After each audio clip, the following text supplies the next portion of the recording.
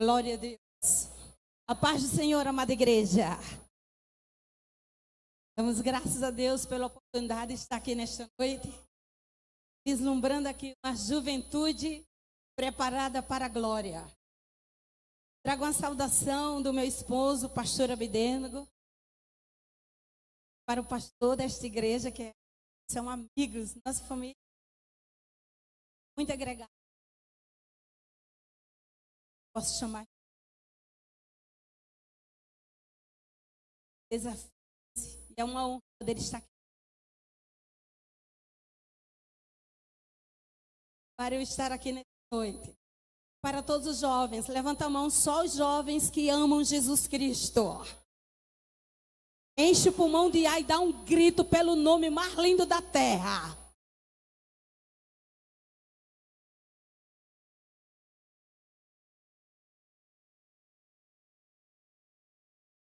Jesus!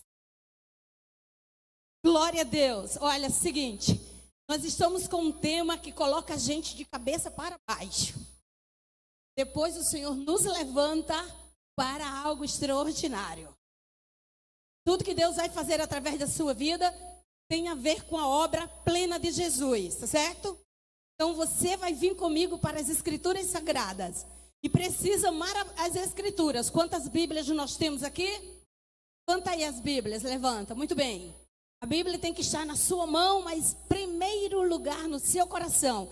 Então vamos com a Bíblia aberta para o texto do tema. Gálatas capítulo 6, versículo 17. É o encerramento de uma epístola considerada a coroa da teologia. Liberdade cristã. Justificação pela fé. Da suficiência da obra de Cristo. Você quer estudar esses três temas é aqui. A partir daqui você anda nas Escrituras. Vamos aqui. Jovem tem força. É a Bíblia que diz. Com os jovens já há força. Então não se economize nesta noite, certo? Você vai colocar assim o seu coração e os seus olhos neste texto. E você vai ler como se você estivesse recebendo um grande comando do seu general, que é Jesus Cristo, para avançar. No 3, você vai ler de acordo com... Eu não sei se vão reproduzir aqui. Eu quero o texto assim. Quanto ao mais, ninguém me moleste, ou me perturbe, ou me inquiete. Tá certo? Dependendo da sua tradução, pode vir essas possibilidades aí.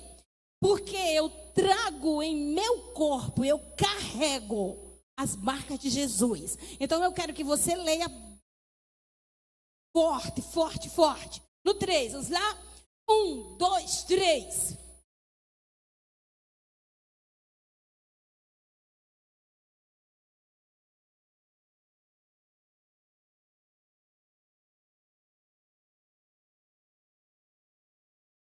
Aí a pergunta isso é maneira de... Basta? Pois bem, vamos aqui. Primeira coisa que eu quero que você entenda é que a magnitude dessa epístola, ela não é uma epístola difícil. Acho até que ela é... Hoje, nos dias atuais, você dispõe de Bíblias que traz aqui no rodapé um comentário que esclarece alguns pontos que poderiam ser complicados para a compreensão. Mas é importante entender por que surgiu essa conclusão dessa epístola. O que Paulo pretendia com essa afirmação? Não quero que ninguém me moleste. A palavra molestar no espanhol, ela tem uma força muito forte. Quando alguém diz, eis que está molesto, por que isto? É que a pessoa está realmente chateado. Mas Paulo aqui não está chateado carnalmente. É porque tudo que mexe com a nossa convicção, nós temos que tomar uma posição. Fé em Cristo é algo que você crê e você não deixa ninguém decidir por você. E nem perturbar a sua fé. Tem que mover-se nessa convicção, tá bom? Parece que o apóstolo Paulo está vendo nos dias atuais, né? Então vamos aqui. Pois muito bem. Como começa esse contexto aqui? Contexto da carta, teologicamente falando, o apóstolo Paulo, ele foi chamado por Deus. Vocês sabem da história dele, né? Eu não quero aqui detalhar o chamado dele, mas eu quero aqui pontuar algumas coisas que é muito importante. Ele, antes de ser um cristão defensor do evangelho, pregador do evangelho, o homem que Deus chamou para impactar a sua geração e deu através dele, pela revelação, o escopo doutrinário para sustentar a igreja aqui na terra. Ele teve um encontro com Deus de uma forma diferente. Ele não foi aluno de Jesus como Pedro foi por quase 3 anos e meio. Na verdade, ele estava sendo preparado para ser um grande mestre do judaísmo e defender afinco a religião que era mais impregnada em Israel. Havia as instituições religiosas, a pregação era franqueada nas sinagogas e no templo. Então, cartaz só tinha quem fosse um bom judeu. E aí, imagem de destaque, quem frequentava as boas instituições rabínicas e ter no seu currículo a assinatura de um mestre da envergadura de Gamaliel, já colocava você na frente dos demais. E ter uma mente brilhante como a dele, que ele mesmo vai dizer nessa epístola, que na minha época ele estava acima da média. Era um ponto fora da curva, numa mente brilhante. E ele era este homem, enquanto ele era preparado para defender com afinco o judaísmo, Deus, em sua ciência, já havia separado ele para um propósito. Só quem ainda não sabia era ele. Mas depois ele vai dizer que desde o ventre da mãe dele, ele tem esse entendimento. Só posso ter sido separado no ventre da minha mãe para ter acontecido o que aconteceu. E quando Jesus tem um encontro com ele, a caminho de Damasco, ali começa a história dele com Cristo. Ele não entende nada do evangelho até Jesus ter um encontro com ele. E não poderia ser diferente, porque ele era uma pessoa de caráter extremamente determinado. Você não barrava a força daquele homem na argumentação. Vou logo dizer, esse era o tempo do homem que se levantasse contra a igreja no argumento, só um ungido de Deus para freá-lo. E ele tinha força, destaque, sabedoria judaica para perseguir a igreja. Então ele se tornou o primeiro espinho da igreja. Enquanto a igreja crescia, o nome de Paulo passou a ser, de Saulo, melhor dizendo, a ameaça da época. Ele era terrível, tinha força, argumento, influência e poder do tribunal religioso de Israel. Assim que ele devastou alguns cultos, prendendo mulheres e homens. Mas quando ele teve um encontro com Jesus, Jesus já foi dizendo a ele, por que você está me perseguindo? E ele procurou saber, uma freada brusca daquela, no chão já cego, tinha que ser alguma coisa muito profunda. E ele procurou saber quem tinha feito isso nele. E ele disse, quem é que eu estou perseguindo? Aí Jesus se apresentou, eu sou Jesus a quem você persegue. A partir daí o nome de Jesus passou a entrar na alma dele, para que ele nunca mais esquecesse. Dá um grito aí pelo nome Jesus, de Jesus!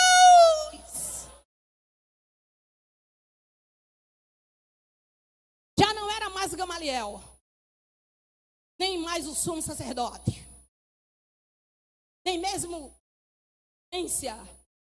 sua família grega, nem sua cidadania romana, e nem a herança judaica da sua mãe. Agora Jesus trabalhou na vida inteira e colocou nele um freio. Você quer me resistir, quanto mais você tentar, mas você vai se machucar.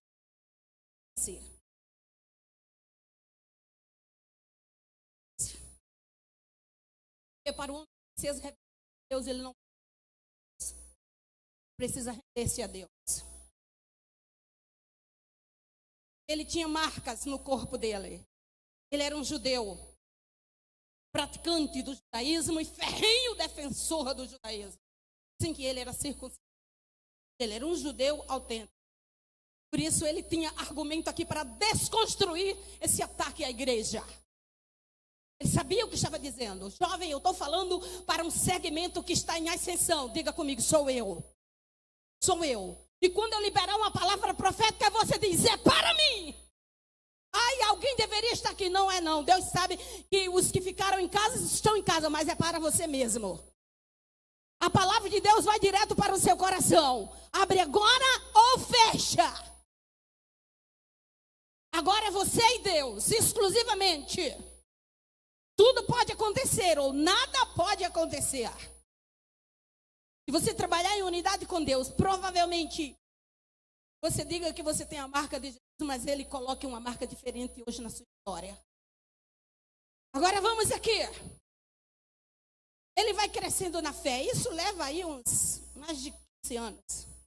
A igreja de Antioquia, fundada desde os irmãos que saíram da perseguição de Jerusalém, ela começa, Deus começa a mover ali e começa a crescer. E a igreja de Jerusalém manda saber o que está acontecendo ali, porque Antioquia da Síria era um reduto, uma mescla de cultura gentil. Como é que o evangelho saiu das fronteiras de Israel e está passando para a cultura helênica? Pessoas que moravam fora do território de Israel, ou judeus, ou prosélitos, ou gentios. O evangelho estava alcançando gregos e troianos. Então manda Barnabé para lá. Barnabé vai a Tarso, que é uma ilha próxima onde Saulo de Tarso cresceu. Traz ele, e ali ele vai crescendo em autoridade, a ponto dos anciãos, por intervenção de Deus, ter uma visão mais longínqua e liberá-los para a primeira viagem missionária. Aí começa a história. Paulo sai. Principia Saulo. Eles vão para a escrever. Essa carta, ela é destinada às primeiras igrejas missionárias. São elas Antioquia, que não é mais a Antioquia sírica, Derbe. Paulo vai passando em sua primeira e vai se converte, judeus e gentios. E qual era a pregação de Paulo? A pregação de Paulo era Jesus Cristo, não era mais sobre o judaísmo. Ele agora estava pregando a graça de Jesus, que Jesus Cristo tinha sido o Messias enviado por Deus a Israel, aquele que havia sido crucificado. Com o seu sangue, ele estava redimindo todos os que crescem, e o evangelho de Jesus alcançava todos os que crescem, e ali muita gente se converteu. Quando eles voltam para a base, que é Antioquia, a igreja que os enviou, pouco tempo depois, uma retaliação na galáxia. É assim que o poder é liberado. Por essa razão, precisa haver mestre nas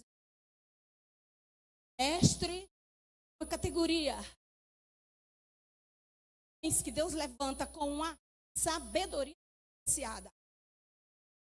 Mestre não é evangelista, é atira no coração do pecador.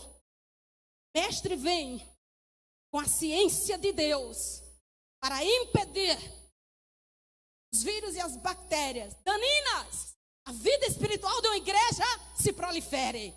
Qualquer sinal de heresia, o mestre já se levanta com a palavra como uma espada para impedir ali a desorganização. A pior ameaça de uma igreja não é um exército contra ela, é um ensino errado, é um engano. Quando uma tradição fala mais alto do que o princípio divino, quando o nome de pessoas é maior do que o de Jesus, quando o caminho se torna largo para aqueles que não querem a cruz. Perigo do evangelho, Paulo diz: como é que vocês, eu passei aí pregar o evangelho da cruz, e agora vocês tiram a cruz e querem um evangelho sem cruz. Mas tem muita gente hoje que não quer o evangelho da cruz.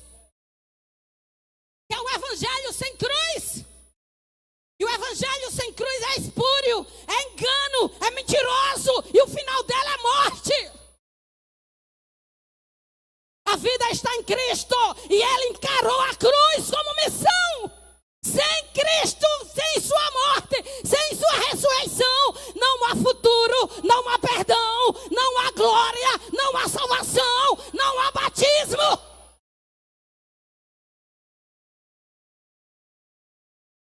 Diga para essa pessoa, esse é o evangelho que leva ao céu, diga, através da cruz de Cristo. E se no final ele vai dizer por que ele se gloriava na cruz. Tire a cruz do cristianismo, que não existe cristianismo. Existe uma religião dogmatizada que não leva o homem a Deus. Então ele vai, se preocupa que ele toma conhecimento. E as igrejas ali do sul da Galácia estão sendo bombardeadas. A Galácia não é uma igreja, tá? É uma região. As igrejas fundadas por ele sendo atacadas. Qual era o ensino espúrio? Judeus haviam se convertido, gentios também. Aí vem a questão da circuncisão. Quantos sabem aqui o que é circuncisão? Levanta a mão. Pois é, cadê a juventude que lê a Bíblia? Tem que ler. Aí uma boa pergunta para você lá fora, se alguém te atacasse com esse negócio de circuncisão, o que é? Circuncisão fazia parte da aliança de Deus, diga comigo, com Israel. Com Israel. Pronto, não era com a igreja gentílica, isso era sinal de Deus com Israel. Eu não sou Israel judaico, eu sou o Israel de Deus em Cristo. Por isso toda criança do sexo masculino que nascia ao 8º dia precisava ser circuncidado. Realmente foi estabelecido por Deus. Mas para a nação de Israel, só os homens. Era uma incisão no prepúcio daquela criança. E quando cicatrizava, deixava uma marca. Toda criança judia tinha. Terceiro dia, estava inflamadíssimo. A partir daí, começava o processo de cicatrização. Incomodava a criança. Mas quando cicatrizava, os meninos não tinham dúvida. A marca. E quando as crianças, os meninos, cresciam, começava com 12 a 13 anos, frequentar a ala masculina do templo, das sinagogas, eles deveriam ser circuncidados, já desde pequeno. Então, eles se sentiam ó, participante da aliança de Deus. Abraão com Isaac. Agora, Deus mandou que é maior do que Abraão, Isaac e Jacó. Jesus, diga comigo, Jesus. Jesus. Pois é verdade. Olha só. Primeiro, a lei nunca foi dada para salvar. A lei não ancora a salvação. A lei aponta para o pecado, mas não tem capacidade de perdoá-lo. Não existe perdão fora de Jesus. Não tem religião e nem tem dogma que possa neutralizar o pecado do homem. Por isso que só o sangue de Jesus nos purifica de todo o pecado. E para isso não tem judeu nem grego, todos precisam. Agora, a pessoa aceita Jesus, está na igreja, presta atenção no que eu estou lhe dizendo, tá? Está na igreja, servindo a Jesus. Aí chega um judeu, convertido, diz assim, mas você não é tão espiritual quanto eu. Outros judeus dizem, eu sou crente, mas eu não estou negando minha herança judaica. Ao gentil, que são aqueles que não aceitam Jesus. E os judeus, fariseus e hipócritas diziam, mas você nunca vai crescer na fé, porque você não é circuncidado. Se você fosse circuncidado, mesmo você não sendo judeu, Deus ia acrescentar alguma coisa na sua história. Aí começou a colocar. Escuta aqui. Sabe quando é que a oração? Quando as nossas confissões não.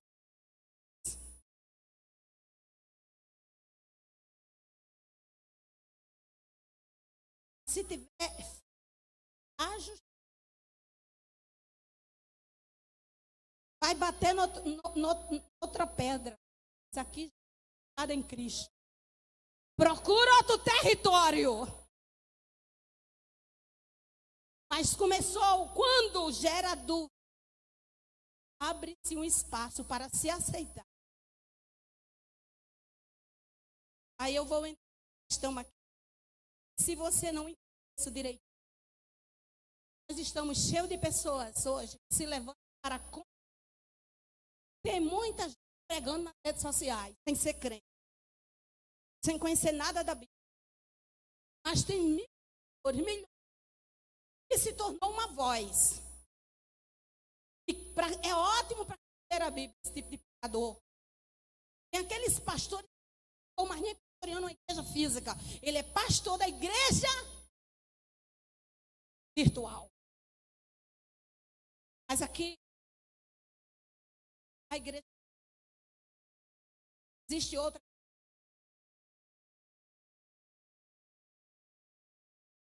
O que é isso?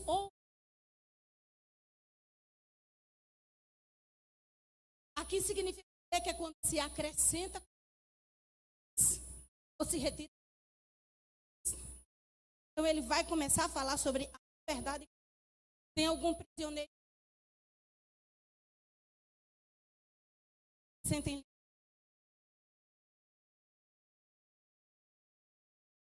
De verdade. Sua mão. Você tem sua mão.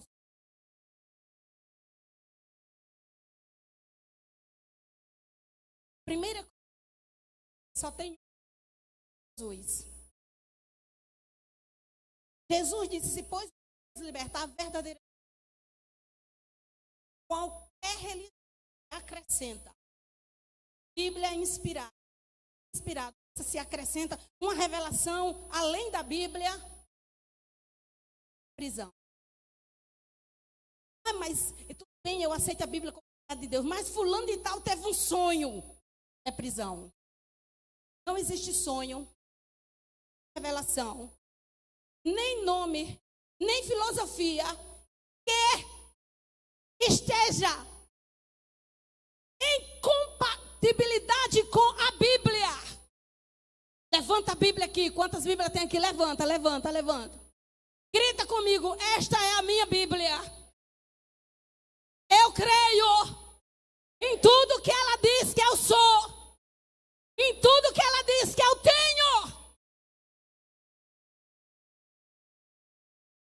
E aí onde está a sua Bíblia? Por isso que ele vai dizer sobre a liberdade cristã. Por quê? Porque tradição,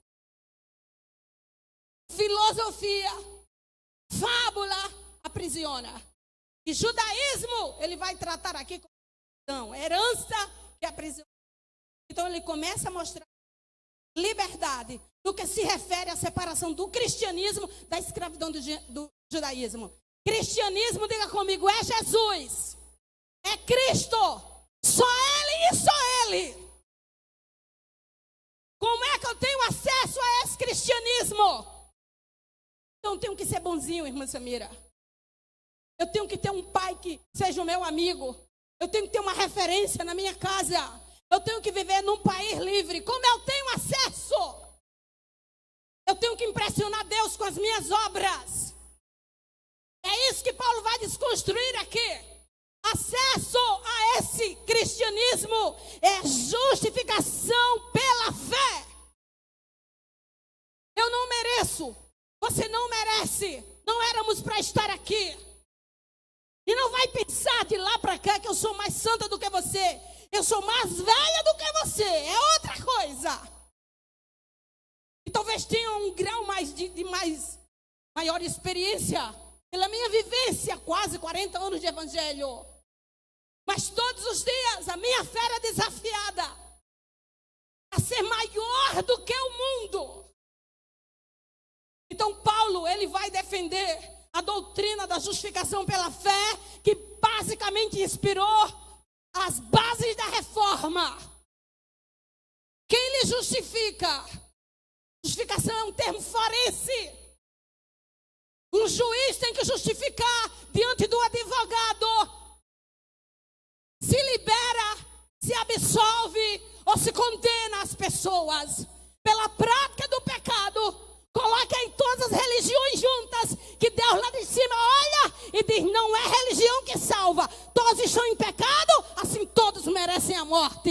Aí entra Jesus abrindo um caminho e vai para a minha frente, vai para a sua frente.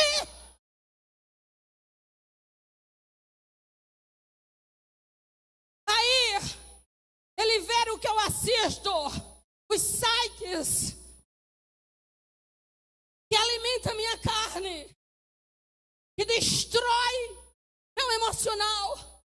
Ele vê a minha história de família, desequilíbrio de família, ausência de um pai, ausência de uma mãe, marcas da infância, de abuso, de rejeição, de dor, de vergonha. Ele vê quando eu não manejo bem sequer os desafios da minha idade. Quanto mais me projetar para o futuro.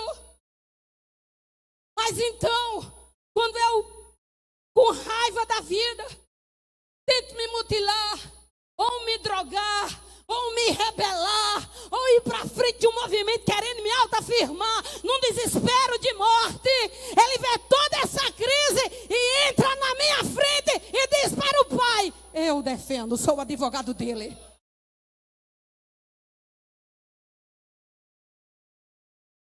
E o que eu faço?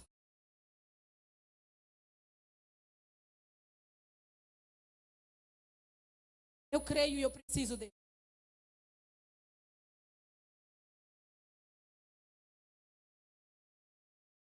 Como é que eu vou? Uma vez para mim. Se eu não entrar com você, a justiça, eu vou com você. Eita que eu lhe... Aí a sua carne, a resistência espiritual começa a dizer: mas você não merece, você é miserável, você acha que eu não estou vendo o que você fez não, ou o que você faz? Como se atreve a estar no culto de domingo aqui no meio dessas pessoas? Olha a sua história e começa a lhe apontar tudo que é de miséria. Aí o Espírito Santo vem na sua mente e diz para você: mas ele está aqui para lhe justificar. Você aceita que ele vai à presença do Pai? Aí entra o que chamamos de, grite comigo, fé! Diga comigo, fé! Grite fé. A fé não diz que eu presto. A fé diz que ele é bom.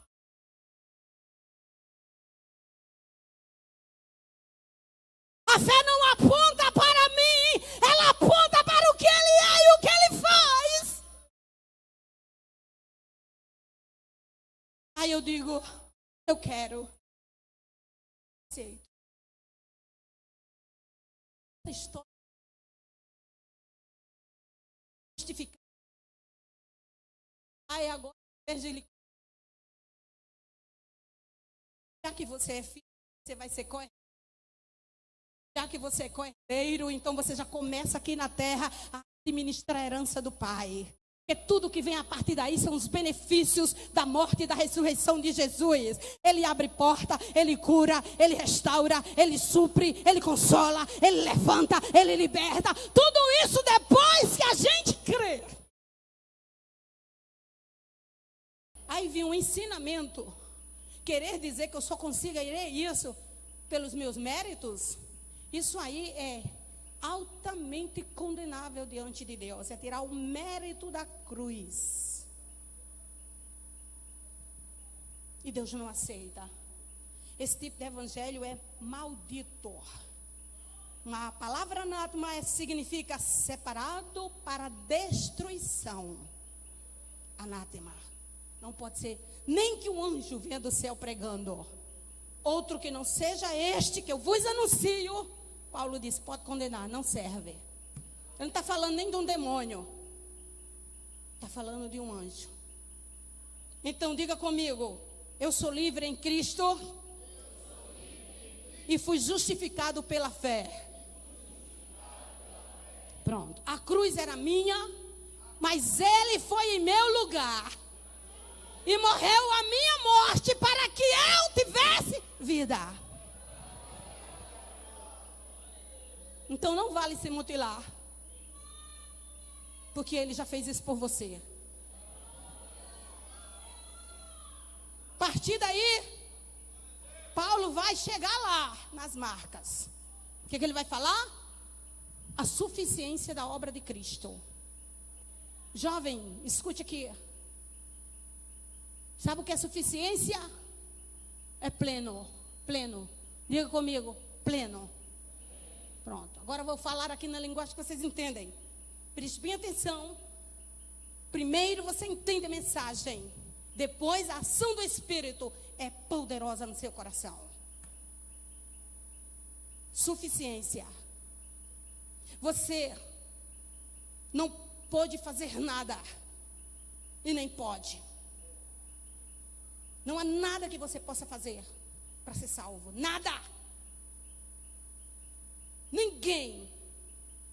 Tudo que eu e você precisamos para a salvação, a obra de Cristo foi plena, suficiente.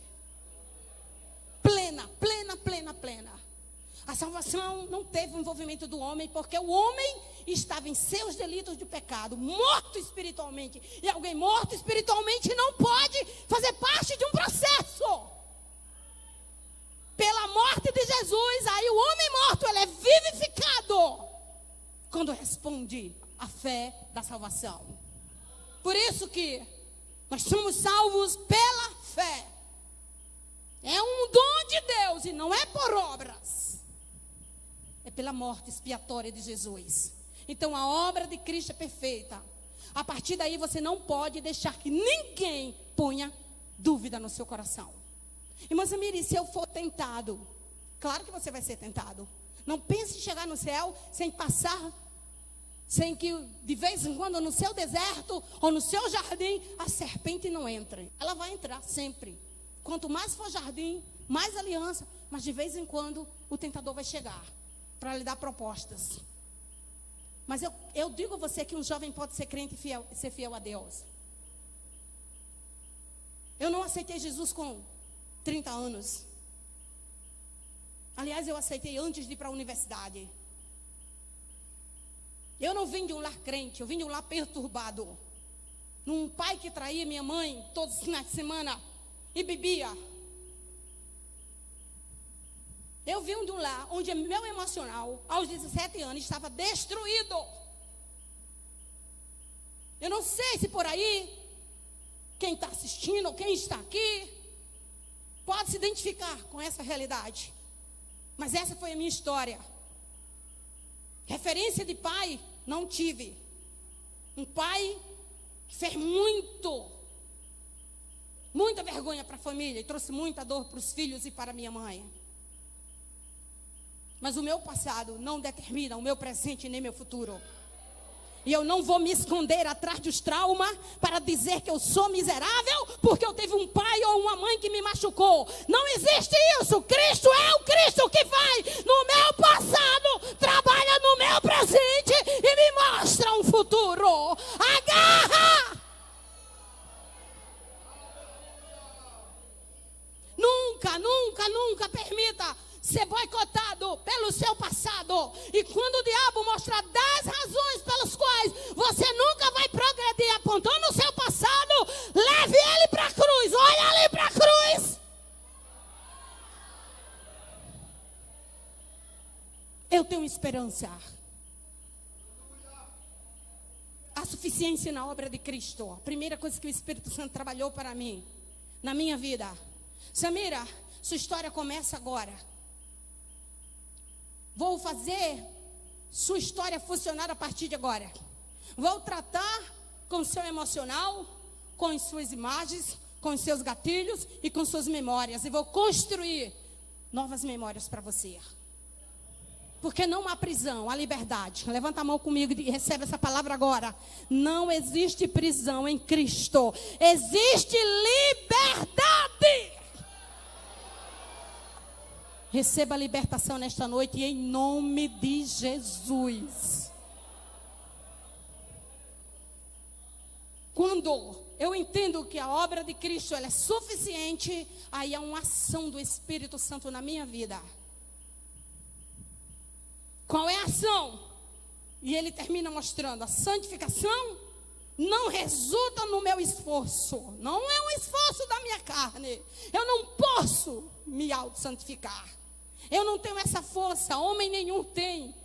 Dependendo, preste atenção aqui, olha. Dependendo do esquema da instituição, alguém pode, com tratamentos, com psicólogos, com terapeutas, enfim, adiar uma continuidade de um vício. Mas libertação, só uma ação do Espírito Santo.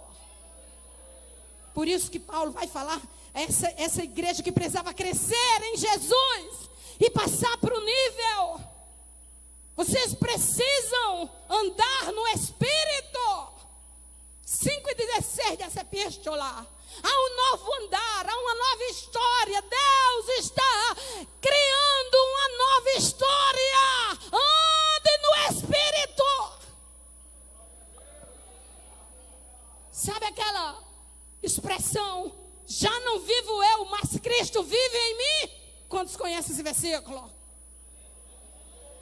Sabe qual é a melhor tradução para esse versículo?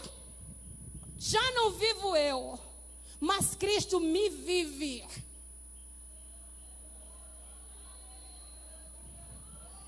É mais ou menos assim. Eu recebo Jesus como Salvador e vou usar a metáfora de um carro.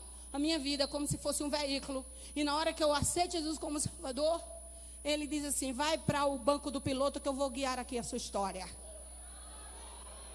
Dá licença eu viver sua vida, Samira?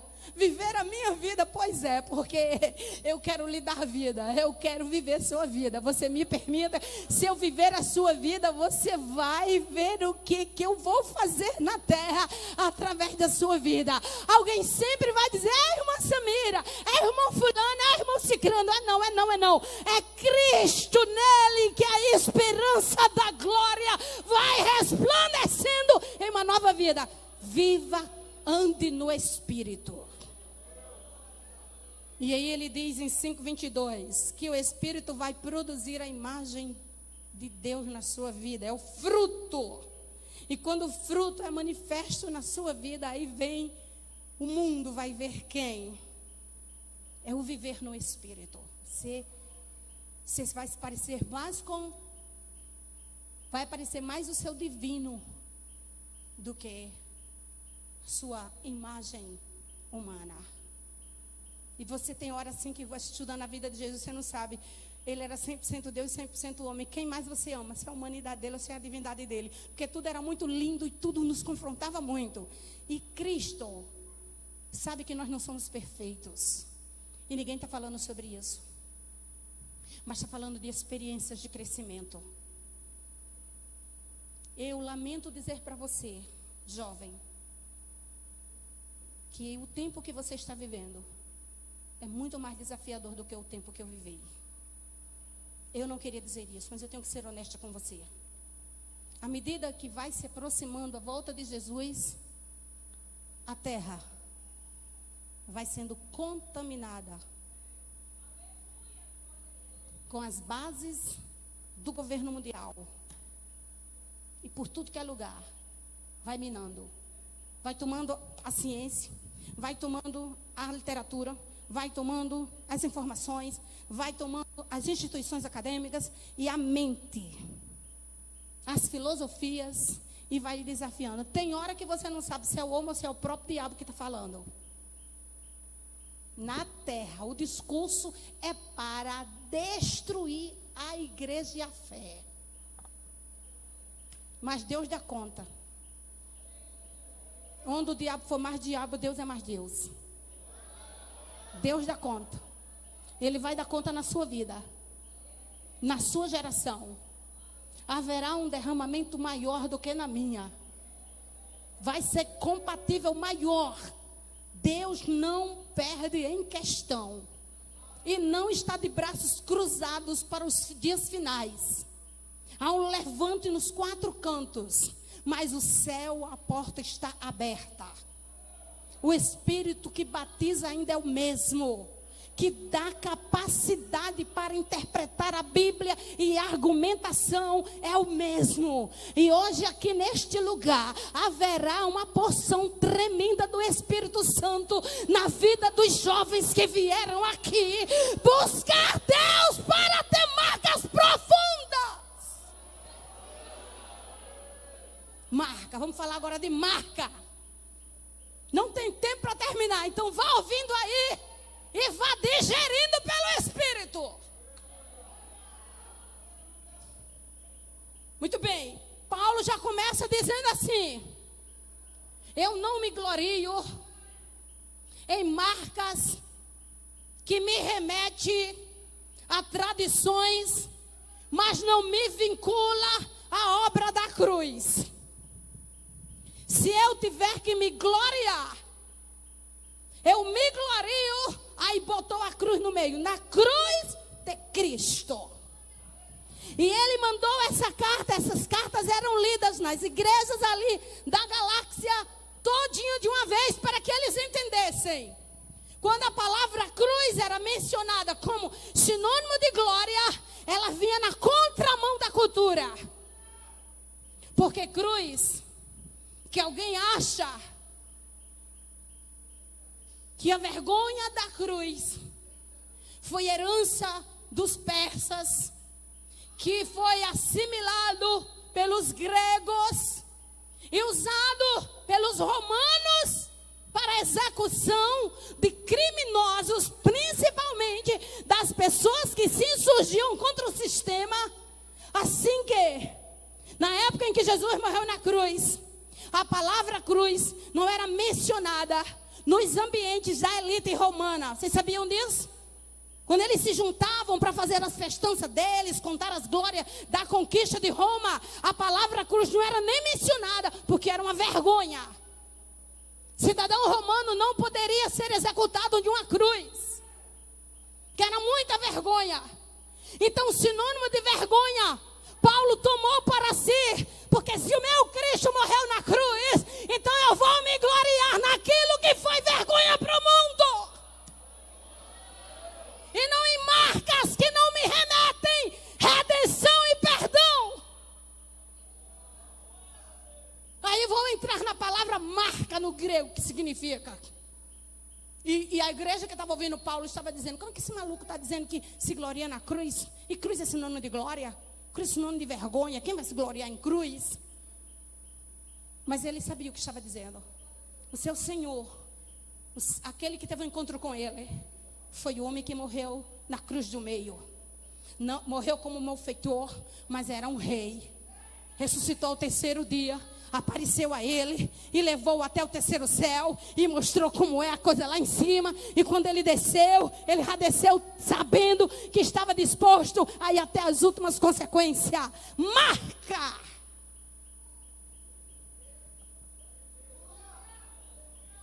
E eu ouvi um hino que fala sobre as marcas. Mas na época de Paulo, quando ele usava essa palavra marca, ele estava falando de uma cicatriz. Uma cicatriz. O grego, a palavra traduzida para o português é estigma. Estigma não é uma coisa boa. Quando você tem um estigma, uma mulher que ela teve uma vida meio que depreciada na sociedade, então essa vida pode estigmatizá-la. Toda vida que ela quer se sobressair, alguém dizer, mas olha o passado dela. Então é um estigma, é algo que deprecia o homem e não que o eleva socialmente, tá bom? Mas no grego a palavra marca é estigmata ou estigma. É uma cicatriz que mostra desonra e não honra.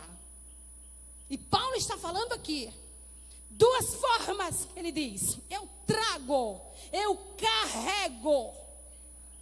Eu não tenho só de manhã e à tarde eu deixo em casa. Não é que eu faça socialmente, na igreja nos domingos, e nos clubes, na universidade, no shopping, fique em casa. Então ele estava se remetendo a uma cicatriz. Antigamente os escravos, eles eram queimados, é chamado ferretear. O nome, ou melhor, a primeira letra do senhor daquele escravo era esculpida de metal. E quando o escravo fugia, ou para que ele não fugisse, aquilo era esquentado na brasa e colocado numa parte visível. Algumas pessoas diziam que as partes onde ficavam mais visíveis era essa região aqui do pescoço, aqui ó. E normalmente os escravos usavam poucas roupas, aproveitava nas partes visíveis do corpo e imprimia. Aquilo doía. Quando cicatrizava, ficava marca. Para onde aquele escravo fosse, ele levava a marca. E aquela marca o identificava com o senhor dele. Na época da escravidão no Brasil, na Inglaterra e no mundo, muitos escravos tinham várias marcas daquela. Porque quando eles fugiam, ou quando era vendido de um senhor para senhor, então mudava-se o lugar e imprimia-se outra marca. Tinha uns que tinham 4 ou 5 marcas daquela no corpo. Já vinha de vários senhorios. Paulo, ele estava dizendo que Jesus Cristo era o Senhor dele. E ele trazia uma marca no seu corpo. Na igreja de Roma, no primeiro capítulo da Epístola Romanos, ele diz: servo do Senhor. Ele se intitula servo. Então era escravo de Cristo. Tinha a marca. Aí a pergunta é: o que, Samira? Ele tinha realmente essa marca com o nome de Jesus? Não. Ele estava falando das feridas. Das feridas, as cicatrizes que ele havia recebido e continuava recebendo durante sua vida e ministério com Cristo. Prisões, açoites, apedrejamento em Listra. Paulo foi tirado um pouco fora da cidade e foi apedrejado. E só pararam de apedrejá-lo porque acreditaram que ele estava morto. E saíram seus algozes, judeus, fariseus. Depois vieram os santos, os irmãos da igreja, e viram que ele ainda estava vivo. Levaram, e o corpo dele estava sangrando de tanta pedrada, e só respirava quase morrendo. Levou 3 chicotadas no chicote romano, que não tem limite de chicotada. Você podia levar chicotada até morrer. Diferente do chicote do judeu de Israel, que eles só podia ir até 40. Então ninguém nunca ia a 40. Geralmente ficava até 39, para não passar 40 se perder na conta. Mas o romano não tinha limite. Se Paulo chegasse hoje aqui e tirasse a camisa dele e mostrasse as costas dele para a igreja, vocês iam entender por que ele está falando isso. Eu trago no meu corpo. Eu sei o que é o cristianismo na minha vida. E eu não me envergonho disso. É uma honra poder servi-lo. É uma honra poder ter essas marcas.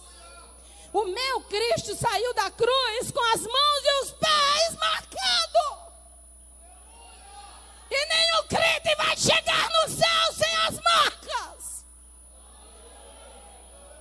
Porque cristianismo não é tapete vermelho. É religião da cruz, de caminho estreito, de porta apertada, de perseguição, de hostilidade. Mas até que o Senhor tem nos ajudado.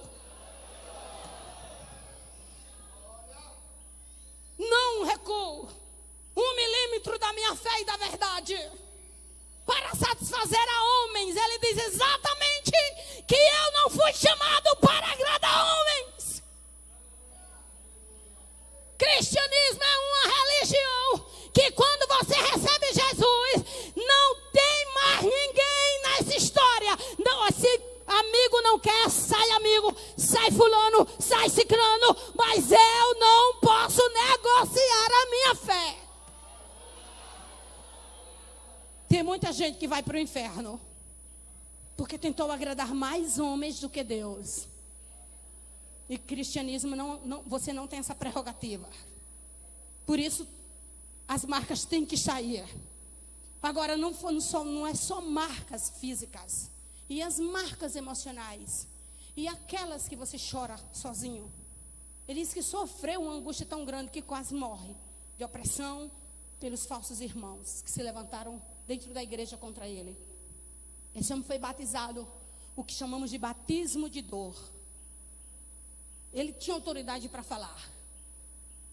Em 1832, em uma cidade pequena da Inglaterra, Bursley, nascia um homem chamado James Addison Taylor. 1832. Os pais dele eram cristãos metodistas. E a mãe vou chamar na pronúncia portuguesa, a mãe de Hudson Taylor, ela orava todos os dias ao meio-dia. Todos os dias. Quando dava meio-dia, ela ia para o quarto e fechava a porta. E ficava 30 minutos de joelho. Todos os filhos sabiam que aquele horário era o horário da oração dela, no meio do expediente. Porque pela manhã, antes de levantar, ela fazia o devocional dela. E meio-dia ela parava as atividades. E ninguém gritava querendo comer, não, nem esperava a mamãe sair. Quando ela saía, ela continuava, colocava almoço, agitava as coisas. E os meninos foram crescendo. E ela chorava pelos filhos diante de Deus, mas até 17 anos de idade, e Hudson Taylor não se converteu. E um dia, ela fez uma viagem a 100 quilômetros da casa dela. E ela disse, Deus, eu não estou em casa, eu não tenho que fazer almoço, está tudo organizado lá em casa, eu vou entrar nesse quarto, e eu só vou sair quando o Senhor fizer a obra de conversão na vida de Hudson Taylor. Ele já tem 17 anos, já vai para a universidade. Senhor, chega na vida do meu filho.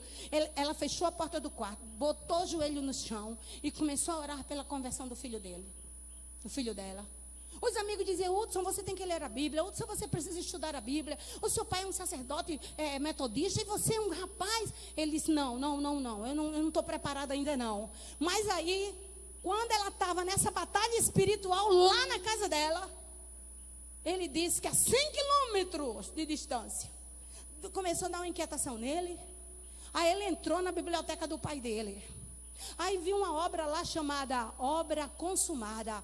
Aí ele disse, eu vou ler um pouco, alguma coisa sobre isso aqui. Aí baixou o livro e começou a ler. Aí depois ele disse, como assim, como é obra consumada? Deveria ter chamado isso de obra expiatória. Aí começou a ler, quando estava bem adiantada a leitura. Aí ele parou. Caiu de joelho e deu um grito no quarto. Jesus, o Senhor fez tudo por mim, não deixou nada para eu fazer. E o Espírito Santo disse, a obra já está consumada. Hudson, sua salvação já foi consumada. E Deus foi mostrando a ele, revelando ela lá, a 100 quilômetros de joelho, chorando. Visita, Senhor, faz alguma coisa. Aí quando daqui a pouco o Espírito Santo disse para ela, seu filho se converteu agora. Aí ela se levanta e começa a agradecer a Deus, sem saber o que está acontecendo. Mas como era uma mulher que sabia o que era a voz de Deus, disse, Deus teve um encontro com ele, eu não sei como. E eu vou trazer você agora para o quarto fechado, onde aquele jovem de 17 anos estava. Quantos jovens aqui têm 17 anos? Levanta a mão para eu ver. Levanta forte, bem alto. Eita, glória a Deus. Agora olha aqui. Ele começou a chorar. Porque ninguém me disse que já estava tudo consumado. Todo esse tempo, eu aqui bebendo, me destruindo. E ninguém me disse que estava tudo consumado. Jesus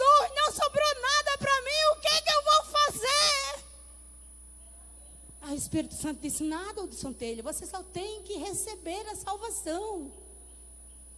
Aí ele cai no choro. Aí ele diz assim: eu recebo, eu quero essa obra, eu recebo e declaro Jesus como meu Salvador. E ficou ali o Espírito Santo ministrando a salvação e o perdão da vida dele. Aí ele se levanta e diz: mas não é para ser assim, eu tenho que fazer alguma coisa. E o que eu posso fazer, Jesus? Aí Jesus disse: para ser salvo, nada. Mas como salvo, pode fazer muita coisa. Aí ele disse assim: pois então vamos fazer o seguinte, eu vou querer entregar minha vida ao Senhor, e eu quero fazer uma obra para o Senhor, e com toda a minha força. Eu sei que não é mérito, mas é uma forma de eu te agradecer, é uma forma de amor. O Senhor deu a sua vida por mim, e agora eu quero dar minha vida para o Senhor. O Senhor recebe. E ele diz no relato biográfico dele, que ele sente quando o Espírito Santo diz: está aceito a condição. E ele bem novinho, aí Deus começa a colocar no coração dele para ele ministrar para os chineses. Estou falando da Inglaterra no ano de 1857 mais ou menos. Aí o que ele faz?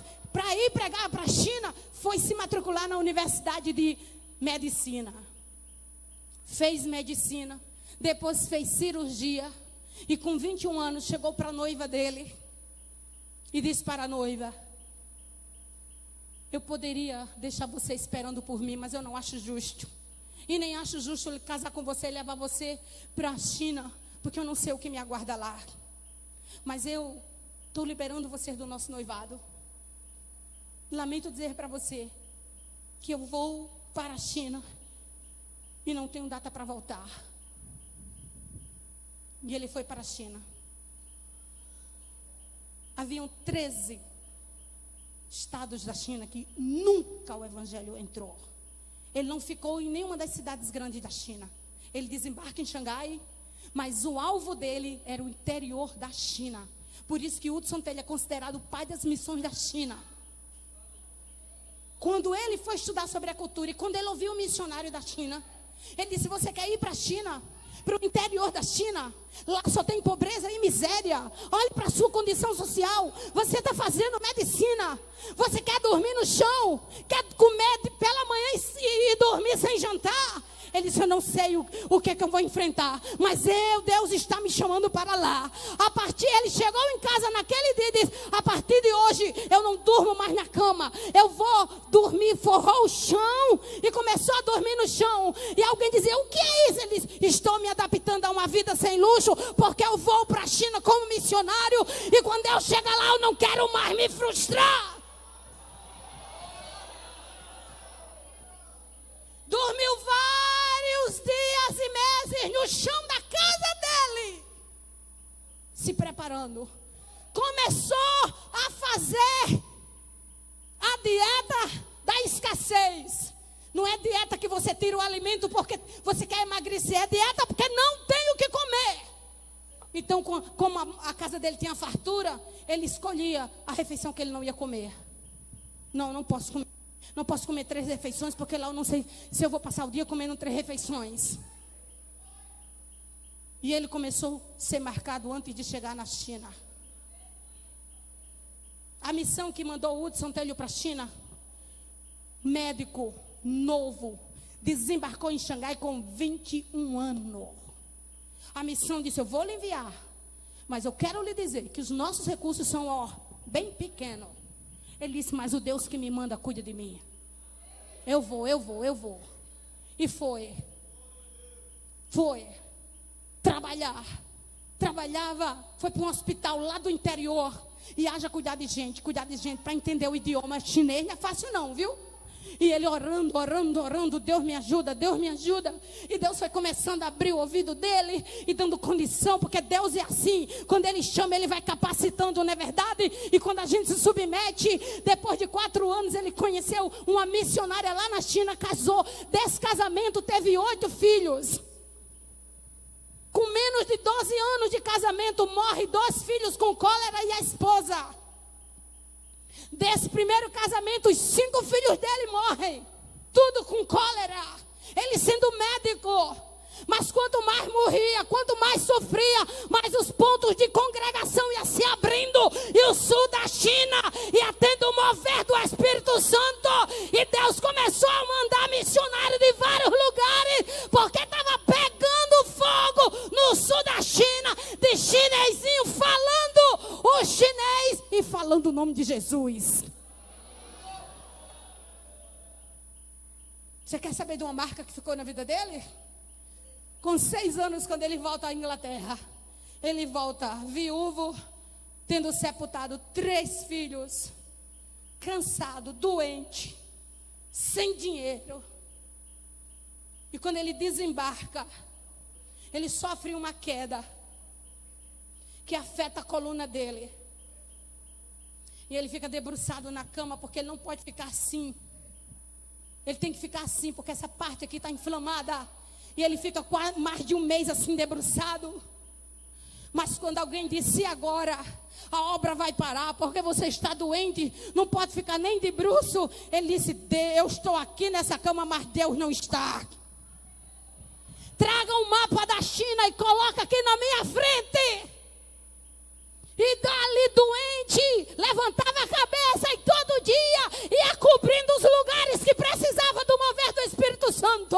E com pouco tempo Deus levanta ele e cura. Quando ele volta para a China, está pegando fogo o lugar onde ele havia deixado incendiado. Quando este homem morre, há 250 pontos de pregação do Evangelho no sul da China, que morria 1 milhão de chineses por ano. Tem uma igreja com mais de 100.000 cristãos. Sabe o que é isso? É uma vida marcada. Não é esse evangelho que eu reclamo de tudo. Não é esse evangelho que eu quero tudo. Que evangelho é esse que eu quero que todo mundo me ame, todo mundo me compreenda, todo mundo me aceite? Eu não estou nessa vibe. Que conversa é essa, meu filho? Deus não entra na vibe de ninguém, não. A gente que tem que entrar na vibe do evangelho. E a vibe do evangelho é calvário, é redenção, é renúncia, é chamado, é poder, é compromisso.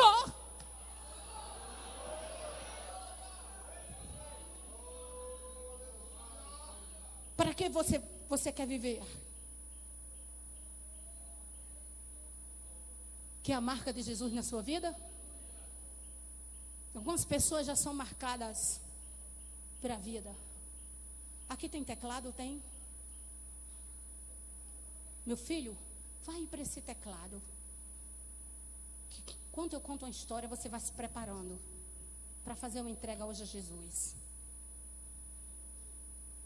Porque eu vou lhe dizer uma coisa. Não é aquele ferro que vai queimar o escravo, não. Mas se o Espírito Santo queimar uma área do nosso coração, isso é para a vida. Eu creio nesse evangelho de poder. Você sabe o que aconteceu quando Jesus me salvou? Eu era uma pessoa traumatizada. Jovem, eu não sei se eu vou passar pela sua vida novamente. Porque eu estou esperando Jesus a qualquer momento. Tanto no arrebatamento como na nossa partida. E tenho orado a Deus para perder o medo de morrer. Porque nós precisamos amar o céu. Porque os dias da volta de Jesus se aproximam. Talvez você diga: eu não tenho muita coisa na terra. Vou lhe dizer, você não precisa de muita coisa, não. Você não precisa de muita coisa, mas se você colocar sua vida nas mãos de Deus, eu lhe garanto que tudo que você precisar, Deus enviará. Olha aqui, com 4 anos de idade, eu estava brincando no pátio da minha casa, quando uma menina de 10 anos, 9 para 10 anos, jogou um pau e chamou meu nome. Eu me virei para olhar. E o pau acidentou meu olho esquerdo. Foram 2 cirurgias. E eu perdi a visão. Eu vivi a minha infância. A palavra bullying é bem recente. Mas eu sei o que é sofrer bullying na escola. A mesma menina que fez isso comigo, junto com as amigas que estudavam na minha escola, normalmente ela me fazia chorar. Ela olhava para mim e ficava zanolha. Porque como eu perdi a visão,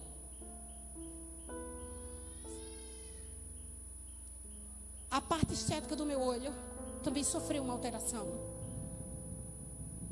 E eu muitas vezes saía para o corredor para chorar. E quando chegava em casa no final de semana, eu não podia contar com um pai que me desse ajuda.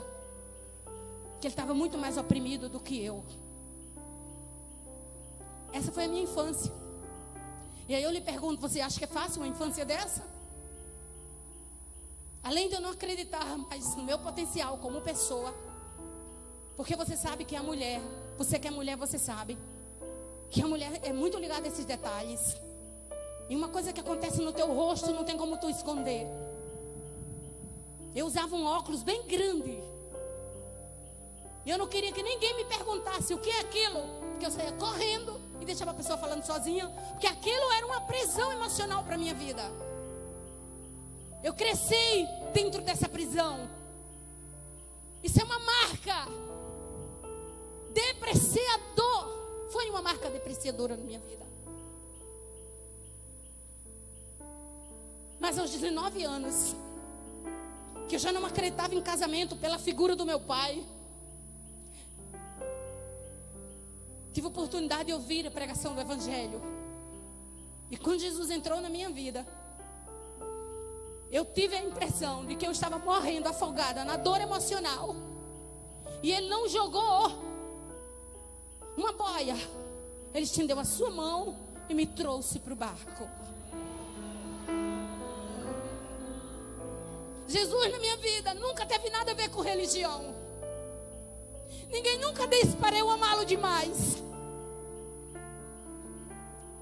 Eu comecei a amar as Escrituras, de dormir com a Bíblia, com a cabeça em cima da Bíblia.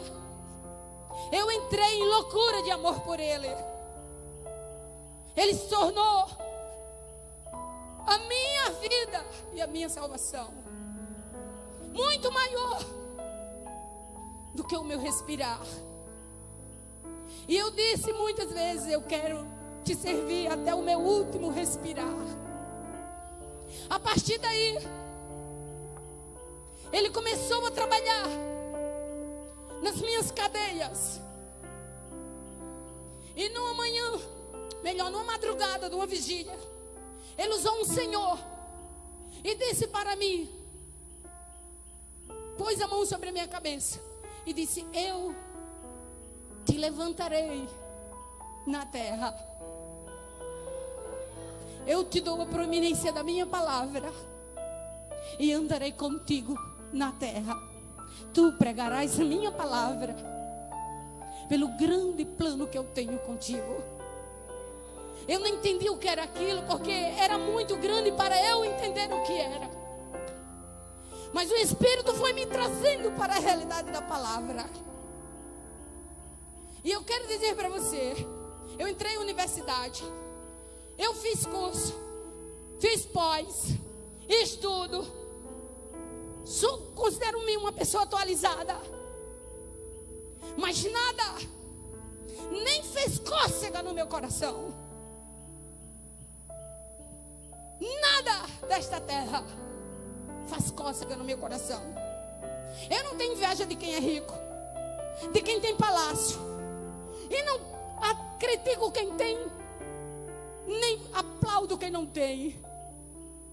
Mas eu estou satisfeita em servir a Deus. Mais de 40 anos de evangelho. Tenho visto muita gente da minha geração ter voltado, ter ficado na caminhada. Mas evangelho de Jesus é para quem ama o céu e ama Jesus. Você, jovem, precisa querê-lo mais do que a sua própria vida. Oh, mas eu não tenho força. Oh, mas eu sou tentado. Vai ser até ele voltar. Mas isso não significa que você está sendo derrotado. Levante-se nesta noite para aquilo que Deus tem de sua história. Feche os seus olhos aí onde você está. Talvez você diga que traga marcas na sua vida. Mas eu louvo a Deus pela minha vida e por estas marcas. Porque essa marca do meu olho me levou a agradecer a Ele. Porque muitas pessoas nem têm uma visão de um olho. E eu ouvi quando Ele disse: o que eu tenho na tua vida, esse problema teu não vai impedir. E é verdade. O fato de você ter nascido em um lar conturbado ou não, de ter sido abusado ou não, de ser aceito ou não, isso não te tira do foco de Deus. Deus ama você. E para este tempo preparou algo extraordinário. E hoje Ele quer quebrar cadeias aqui nesse lugar. As cadeias de Satanás marcam para a morte, mas as marcas de Cristo te dão autoridade para a vida. Não existe caminhada sem lágrima. Você nunca será aceito totalmente. Esqueça a plateia. Isso não funciona com a cruz. Escolhe um canto no quarto para chorar. Bota a face no chão. Role e grite. Mas se acerte com Ele. Depois se levante para vencer o mundo e o inferno. E não deixe ninguém decidir pela sua vida.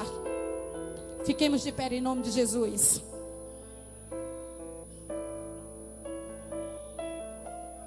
Hoje é uma noite especial. Porque eu ouvi uma palavra profética do pastor. Amanhã haverá um grande derramamento de glória. É verdade. E eu creio. E hoje é a noite da preparação dos vasos para receber. Eu quero que você feche os seus olhos agora. Eu vou fazer umas perguntas e você vai se identificando aí.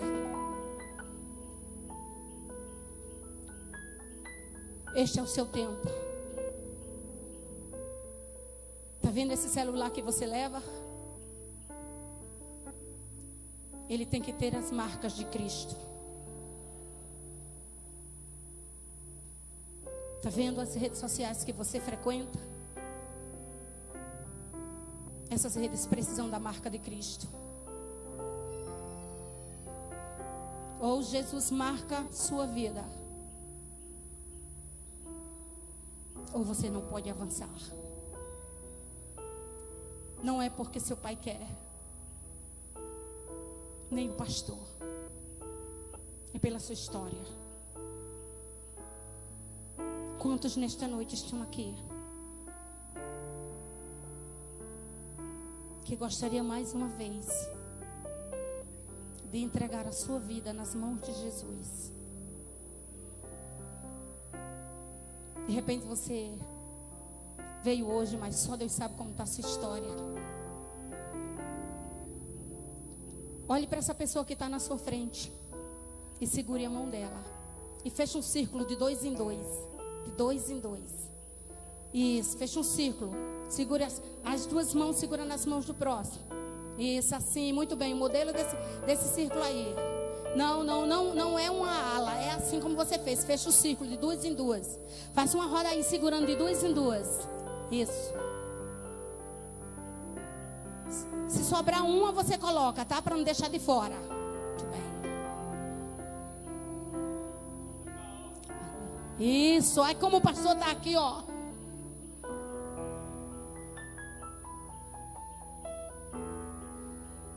Agora, aí onde você está, nós vamos orar.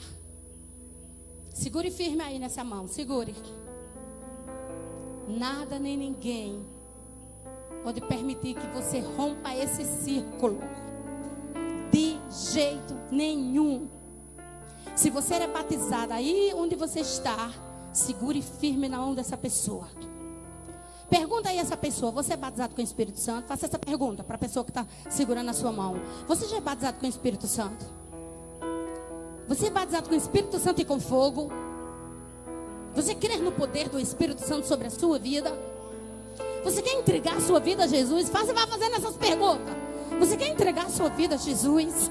Você acredita que Ele tem um chamado para você? Já está vindo ali, não é verdade? aproveita aí quem está caído, quem já chegou aqui, que quer fazer uma aliança com Jesus, quem quer entregar a vida ao Senhor, filho de crente que está afastado, que quiser vir para frente, já vai saindo aí e vem para cá. Vá fazendo a pergunta aí: você quer aceitar Jesus? Quer? E se a pessoa disser que está aceitando, você vai levantando aí a mão onde você está, tá bem? Aí um dos meninos vai buscar essa pessoa. Olha aí como o cerco é tremendo. Oh, Anamashere Nenevahai, Kamana Shobenai Vahasiande. Nós vamos orar. E essa oração você vai dizer em voz alta: através da cruz de Cristo, eu estou morto para este mundo e vivo para Deus. E aí nós vamos orar e o fogo vai sendo assoprando aí. Não solta a mão de jeito nenhum. Ora, Pai, nesse espaço é o espaço que entre você e esse jovem, entre você e esse jovem, está uma ação poderosa do Espírito Santo. Senhor, Tu sabes da nossa fraqueza, Jesus.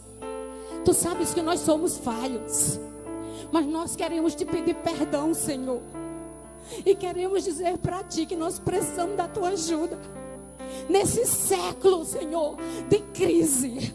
Mas nós queremos Te suplicar o Teu derramar em nossas vidas, na vida dessa juventude, desse grande exército. Agora é pra valer, jovem. Anda mahai de cantero, nave cantero behai. Comece a orar aí onde você está. Espírito de glória, Espírito de poder, Espírito que unge, Espírito que aparta, Espírito que levanta, que batiza, que transforma. Toma controle agora da vida, da mente e do coração dessa juventude.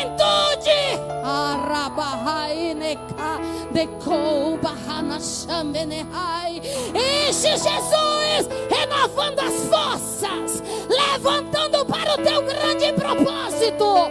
Marca agora de forma poderosa a vida desses jovens e espíritos contrários de angústia, de depressão, de derrota, de abandono, de fraqueza, de insuficiência, seja rompido agora e a Tua vida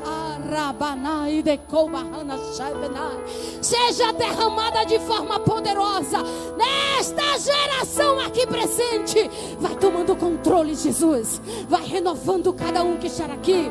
Vai tocando na mente, Senhor.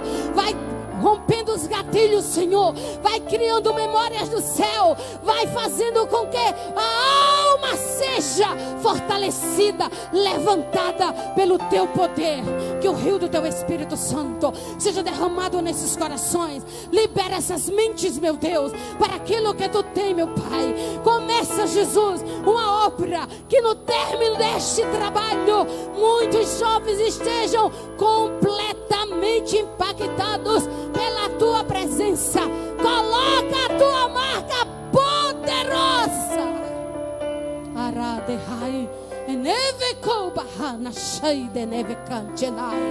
Em nome de Jesus, receba o toque de Deus, a força do Senhor, o renovo para se levantar, para ser cheio, para cantar, evangelizar, viver neste tempo com as marcas do poder do Espírito Santo dentro da tua casa, no teu trabalho, nas universidades, na escola, preparados para o grande mover que antecederá o arrebatamento da igreja, em nome de Jesus. E só aqueles que crêem, dá um abraço nessa irmã que está do seu lado. Isso! Aí diz assim: Cristo está marcando a tua vida para algo extraordinário.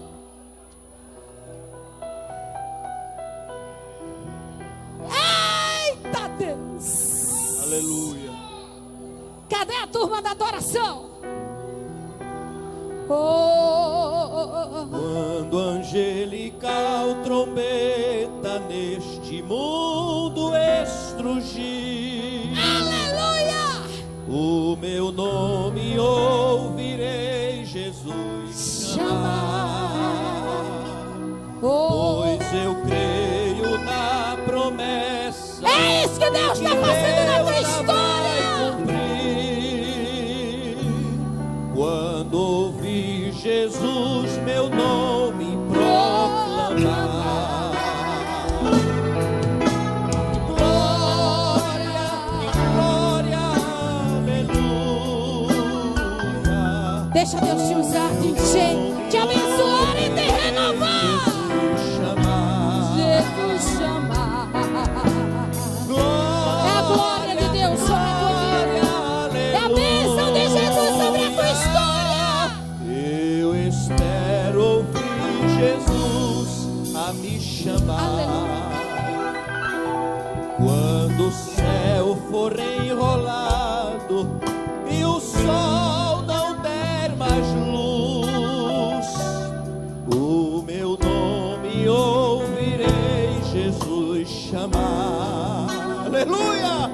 Passarão a terra ao mar, mas permanecerá Jesus,